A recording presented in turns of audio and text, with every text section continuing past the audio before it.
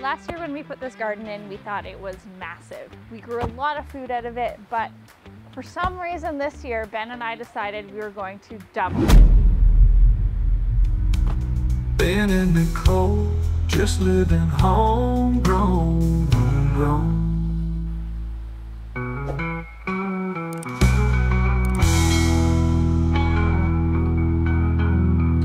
So this is us trying to prepare the garden for winter time.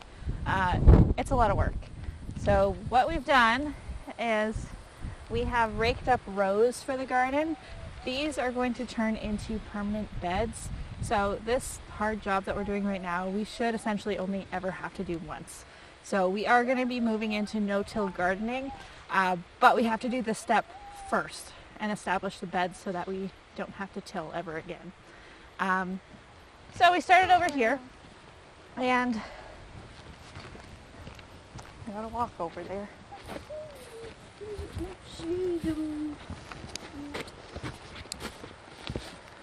This is where we started our rows, and basically we rode them up, put compost from the hot compost onto it, and then put cardboard in between the rows and covered them with this tarp. And these are sandbags that we made to keep the tarp from blowing away, hopefully. But if you look underneath the rows, you can see there's our row with compost on top. And we put that on top for winter time. Essentially the plan behind covering is to combat weeds next year. We had a really hard time with weeds in our garden this year. We are tackling a lot of very invasive weeds like quackgrass, and covering it should, I don't know how to word that. When springtime comes along and everything starts to grow up, because it's covered, it should start to grow but then die off. And then once we get around to planting and stuff, we should have a lot less weeds to combat. We probably will have some weeds next year. We definitely will have some weeds next year, but we're going to keep doing this year after year to hopefully get rid of as many as possible. I got nothing else. I don't know what to do. Because right now we are tilling, but eventually this is going to turn into a no-till garden. We're tilling this year so that we can make the permanent beds. And it's a lot of work, I'm not gonna lie. This kind of sucks.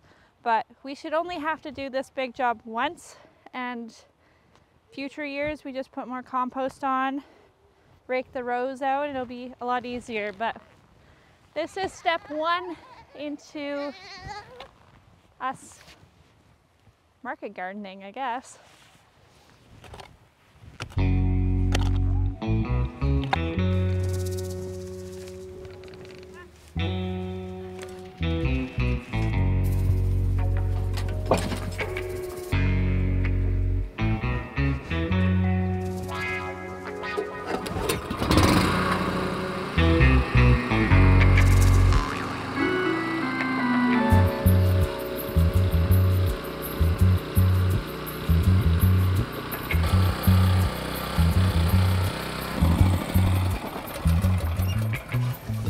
Thing gets filled with weeds so fast. So this thing a month ago tried to kill me.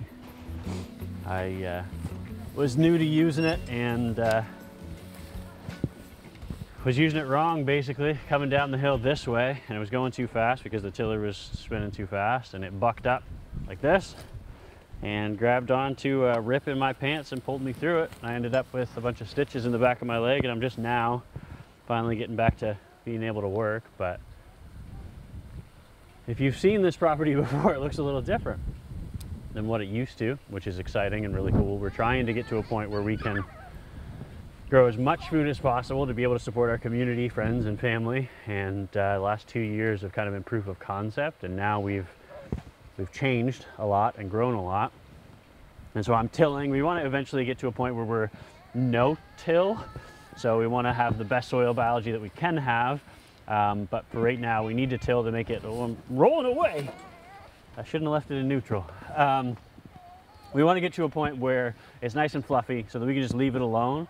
Nicole's got her permanent raised beds over there, so every year we'll pile them up with compost and mulch. They'll kind of settle a little bit, but it'll be nice and fluffy. Like you can even see here, this here that I just tilled, really light and fluffy. I mean, I'm kind of destroying the biology and everything, the mycelium from the mushrooms and fungi, but we want to get to a point where we just leave it alone. But it is nice and fluffy.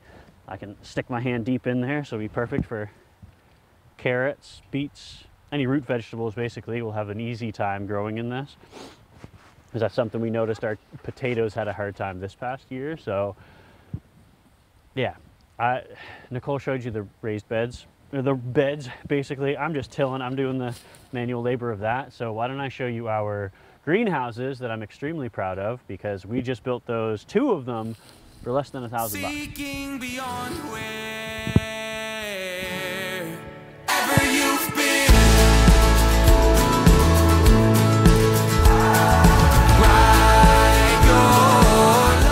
We got a lot of junk and stuff that's really in the way and a pain in the butt, but it's all a work in progress, so it will look pretty, hopefully, come springtime. It's really humid in there, so we won't be able to go inside, but I can show you from the outside. Again, another disaster, but we're getting to a point where, whew, what is it? There's 27 degrees in here right now, and we're trying to get to a point where we can put our birds in there. So the chickens and hopefully the ducks will be able to live here for the winter. We're gonna prop these windows open so it won't be as hot come springtime, but for the winter time it should be perfect. That's why all the hay and stuff is in here. Again, it's a mess, but basically this is gonna be their wintertime roost, hence the roost, but this will be our tomato and pepper house, hopefully come next year. We had some cardboard that was just killing off the grass, but then we'll deep litter in here, just let layers of hay and straw pile up with the chicken poop. And then that way that'll be able to be composted next year. So it shouldn't be too hot, but otherwise we'll just take it out, be able to put it in a pile so it can decompose. That is greenhouse number 1, my baby. The first one we built, we learned a lot. We salvaged a lot of this material. This is from a buddy's old shed. The plastic is from a local greenhouse. Yeah, like I said, I think it cost us less than 500 bucks each. I bought the wiggle wire to like pull it tight, but that was it. This will eventually be our farm shop here. And then this guy is gonna be our seed greenhouse. And I've got the flue. I gotta finish putting metal on the outside, but this is my flue. Jump it. That's gonna go right here, so that come springtime when it's still cold at night, but we want to be able to grow our seedlings, we'll be able to have a wood stove, keep it warm overnight, or at least that's the plan anyway. But this one is 7 feet shorter than that one. We just had some extra pieces basically of the hoops, and instead of making one big one, we decided to make a second one, so that one can be our grow tent. And this one will be our seedlings tent to be able to start our seedlings and everything in this one. For the birds, anyway, just I like having 2 as opposed to 1. It seems more versatile to me rather than one long one anyway. But yeah, I was taking drone footage the other day and there seemed to be stuff everywhere, which there is. I have a pile of garbage at the curb that I'm trying to throw away right now, but trying to collect, tidy up, make it actually look pretty so that it's pretty and functional come springtime. Other than that, it's a work in progress. Trying to finish off the garden today or over the next couple days so that we can get it covered, get it to bed, and then I can putter around it cleaning up all the rest of this junk, because I guess I'm ready for winter. I don't want winter to happen, but I'm ready for it. Wherever you've been.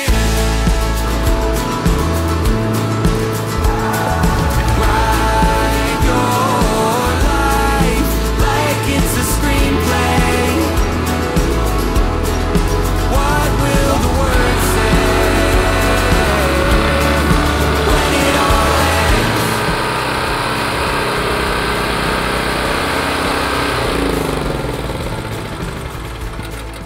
ends? You were very trusting. Huh? You were very trusting. I know. I almost rolled away. Yeah, it's a lot of food, but we need a lot of seeds. And I don't know how many seeds would fill a row, but it'd be a lot. I was thinking this morning that, like what you said about offering like meat or beef or something. Yeah. There's no reason we couldn't get beef from Matt and Ashley. That's true. Especially to start, because if we don't have it or access to it, like it would just make sense, I think, in my opinion. How would that work though? Like, I think it's crazy that we've done all this by hand. I mean, other than that. Yeah, I mean, tiller, but Yeah. lining them up. Yeah. It's nice to have the tiller to be able to do that. Yeah, except for when you die. Yes, until it tries to kill me.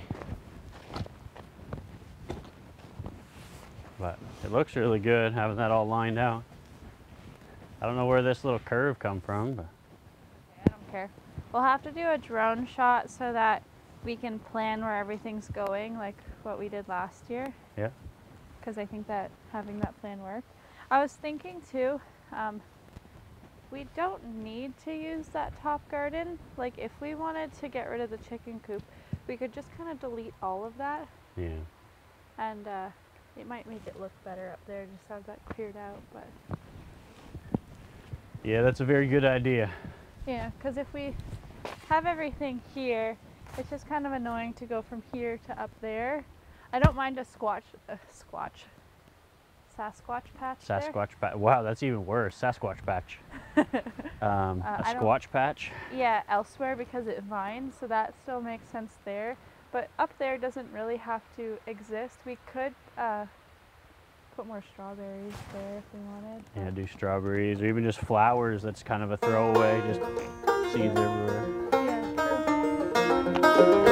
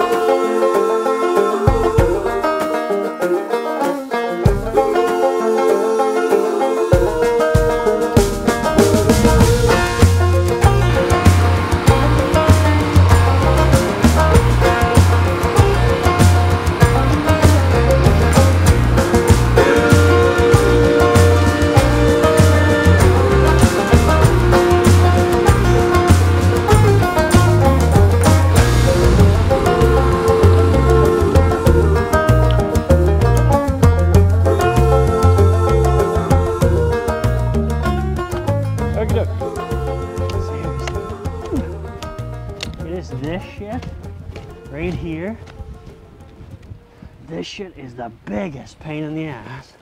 This is quackgrass. I don't know how well you can see that. This is a rhizomatic, can't even say it. This is a rhizomatic grass. So most grasses will grow with just normal roots. That's why it's easy to weed them and take them out. But this year was such a pain in the ass dealing with these guys. And you can see they're like little threads all through our entire garden. They grow and reproduce via rhizomes, which is basically just a connection between the ends of the plants. They'll come up, look, there's a sprout there, there's a sprout there, and they share food. And normally what you do is you throw mulch down to be able to kill everything on top, and like seeds and stuff won't be able to germinate, so your stuff can grow up through. But this stuff, quackgrass, crabgrass is another rhizomatic grass. They're a huge pain in the ass because they're almost impossible to get rid of. And so we're hoping that we can eventually get to a point where we sieve it all out, because even covering it with that black stuff, I don't think is going to be enough. I think we're still going to be dealing with it, because you can see it, just threads everywhere. Freaking quackgrass. I was looking at it on the camera just a minute ago, and it does not do it anywhere near justice how big this feels. Coming from a tiny garden 2 years ago that was, I don't know, 10 by 20 maybe. Now we've got, I'll have to run the tape to actually measure this. Actually, I got a tape in the shed. Let's measure it right now. This wasn't how this shoot was about to go, but it is now. we're gonna measure and officially find out how big this garden is. Camera, hold this, would you? Stand on the edge of this. Good. Hold tight, you okay? You want your glove? It's kind of sharp there. It's okay, go. You're good?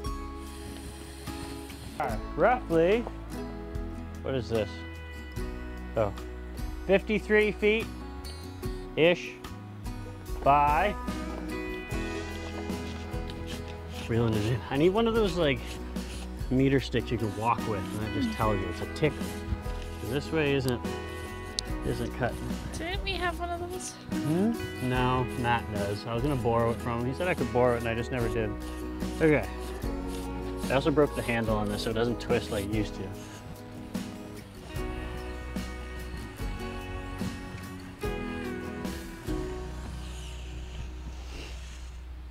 Hey, it's almost a square garden. 53 by 56-ish.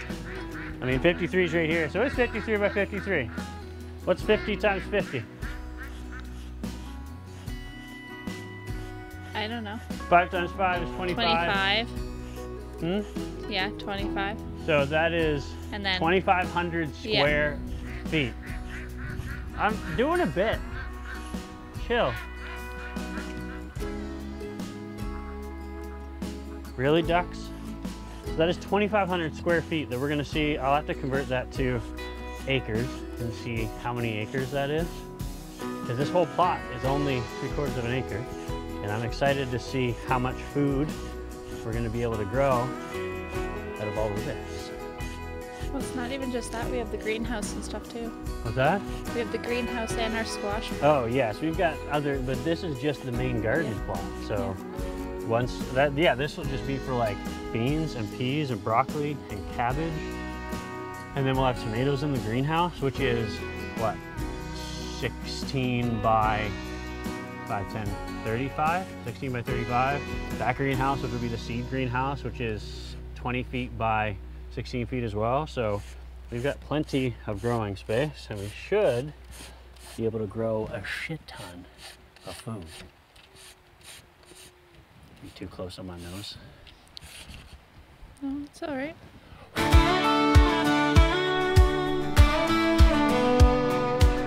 It's crazy how in just 18 short months, this empty patch of grass has come so far. And sweat on my brow, chasing those chickens, they're faster somehow. Goats in the barn, pigs in the pen. Learning to farm, we start over again. Sheep in the pasture, wandering free. Fences need mending, it's a sight to see. Made my share of mistakes, got dirt on my face. But every day brings a new kind of grace. Homegrown, with our hands in the soil, learning from failure, but we never spoil.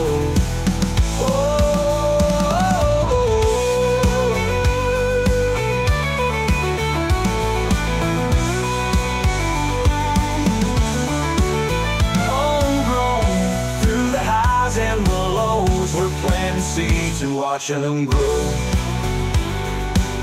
Homegrown, with our hands in the soil, learning from failure, but we never spoil.